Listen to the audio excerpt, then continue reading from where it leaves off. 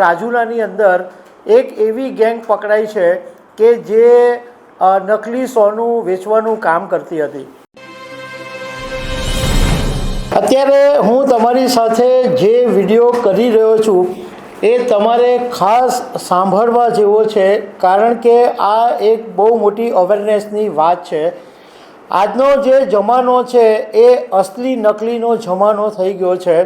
નકલી પનીર, નકલી દૂધ, નકલી ઘી, હવે નકલી સોનું પણ આવે છે અને તમને અસલી સોનું બતાવી અને તમને નકલી પધરાવી દે છે।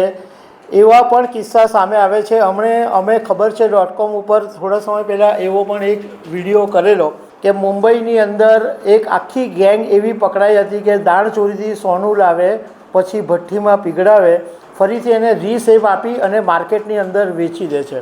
તો આવા અસલી નકલીવાળા બહુ છે। તો રાજુલાની અંદર એક એવી ગેંગ પકડાઈ છે કે જે નકલી સોનું વેચવાનું કામ કરતી હતી। તો આના વિશે હું તમારી સાથે વાત કરીશ। મારું નામ રાજેશ શાહ છે અને તમે જોઈ રહ્યા છો ગુજરાતના સૌથી મોટા ડિજિટલ ન્યૂઝ પ્લેટફોર્મ ખબર છે .com। ગુજરાત અને રાજસ્થાનના અનેક જિલ્લાઓની અંદર નકલી સોનાના ઘરેણાં અસલી તરીકે વેચીને વેપારીઓ અને સામાન્ય લોકોની સાથે છેતરપિંડી કરતી એક ગેંગના 3 સભ્યોની રાજુલા પોલીસે ધરપકડ કરી છે। હવે આ 3 આરોપીઓ પકડાયા કેવી રીતના, તો વાત એમ બની કે રાજુલામાં એક વેપારી છે જેનું નામ છે હુસેન અલી। એની દુકાન છે અને એની દુકાન ઉપર એક મજૂર આવ્યો હતો અને એ મજૂરે હુસેન અલીને એવું કીધું કે હું એક જગ્યાએ ખોદકામ કરતો હતો, ત્યાંથી મને સોનાનો હાર મળ્યો છે। પછી એ મજૂરે હુસેન અલીને વિશ્વાસ આવે એના માટે સોનાના હારમાંથી 2 કડી આપી અને 2 કડી આપીને કીધું કે જો તમને વિશ્વાસ નહીં આવતો હોય તો તમે આ ચેક બી કરાવી લો। અને એ જે 2 કડી આપેલી એ ઓરિજિનલ સોનું હતું, એકદમ ઓરિજિનલ ગોલ્ડ હતું। તો હુસેન અલીએ એક ઝવેરીની પાસે તપાસ કરાવી તો ઝવેરીએ કીધું કે ઓકે છે, આ અસલી સોનું છે। એટલે હુસેન અલીને વિશ્વાસ આવ્યો અને આખો 10 લાખનો હાર છે એના 4 લાખમાં એ ખરીદવા તૈયાર થયો અને 4 લાખ રૂપિયા એને આપ્યા બી ખરા।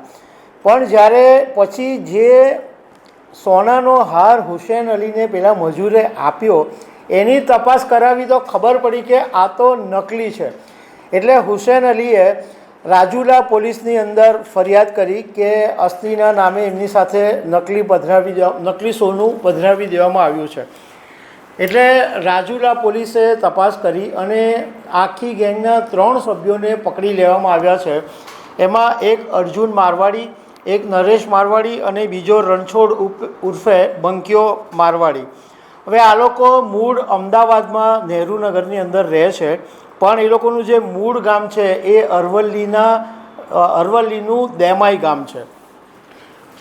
રાજુલાના પીઆઈ એડી ચાવડાએ મીડિયા સાથેની વાતમાં એવું કીધું કે આ આખી જે ગેંગ હતી એની મોડસ ઓપરેન્ડી એવી છે કે એ લોકો રિક્ષાની અંદર મુસાફરી કરે, કોઈ સરકારી જમીન ઉપર રહેવા માટે આશ્રય સ્થાન બનાવી લે, પ્લાસ્ટિકના ફૂલો વેચવાનું કામ કરે અને પછી પીડિતોને ખોટા ઘરેણાં આપતા પહેલાં સાચા સોનાના નમૂના આપે, એ રીતના લોકોની સાથે છેતરપિંડી કરવાની આ લોકોની આખી એક મોડેસ ઓપરેન્ડી છે।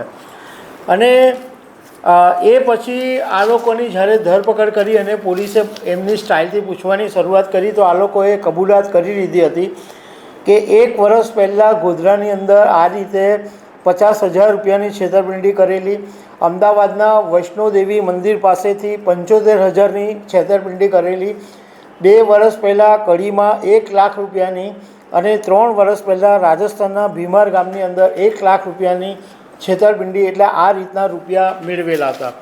પોલીસે ત્રણેયને પકડીને અત્યારે 3.39 લાખ રૂપિયા રોકડા, રિક્ષા, મોબાઈલ એ બધું જપ્ત કર્યું છે।